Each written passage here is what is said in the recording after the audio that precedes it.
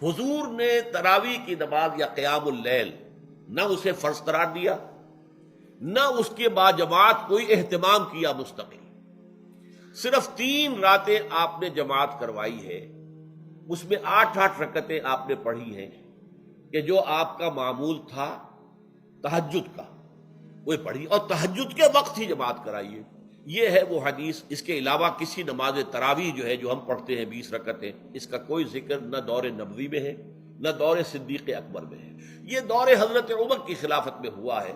हजरत उमर एक मरतबा मस्जिद में दाखिल हुए, मस्जिद नबवी में, तो देखा कि कुछ लोग 8, 10, 12 जो है वो एक जो है हाफिज के पीछे खड़े हुए और कुरान सुन रहे हैं। कुछ दूसरे कोने में खड़े हैं, कुछ कहीं और खड़े हैं, मुख्तलिफ जमातें हो रही हैं। लिहाजा आपने ये निज़ाम तजवीज़ फरमाया कि ईशा के मुत्तसिलन बाद 20 रकत नमाज पढ़ी जाए और एक इमाम के पीछे पढ़ी जाए।